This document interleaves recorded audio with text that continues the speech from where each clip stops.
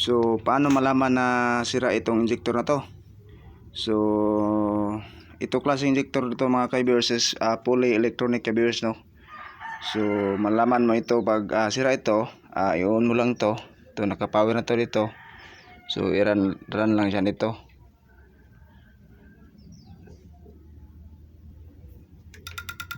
So, rinig mo yung lumalagotok ito. So, ibig sabihin na nag-trigger na yung kuryente dito. So, kailangan ito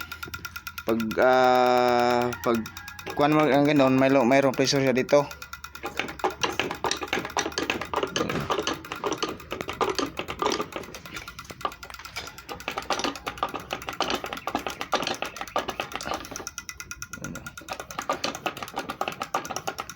Oh. Pag ganyang sitwasyon mga ka-viewers, considered as backplug na to mga ka-viewers.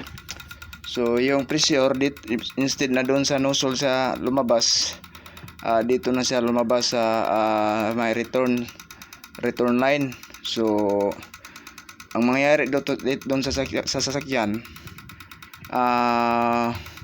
walang combustion na mangyayari sa combustion chamber, kaya magkaroon siya ng palyado. So dapat pag ganun mo,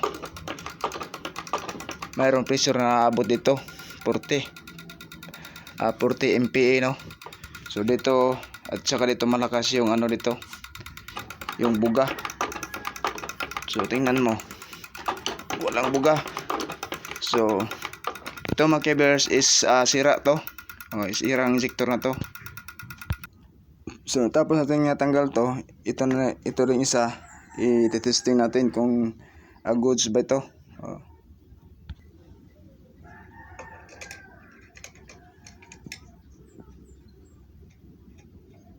So shout out ay ka-viewers, no, sa kay avid viewers Julius Montera.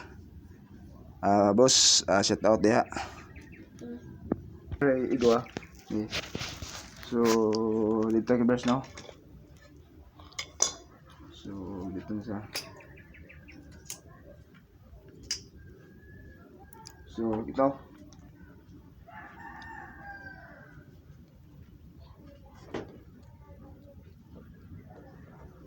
So naka-on na dito mga ka-viewers, no.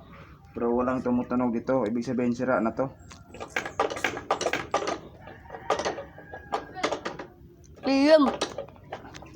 So kita mo, pero wala pang lumabas dito. So ibig sabihin ito, sira na din to.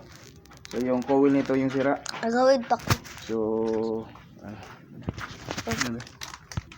So kung gusto niyong malaman ang mga paano mga troubleshooting, i-like nyo lang ako at i-follow sa aking Facebook page at na to, Ariel Car Technician, Ariel Gumapak ug Ariel Auto Electrical. Maraming salamat po.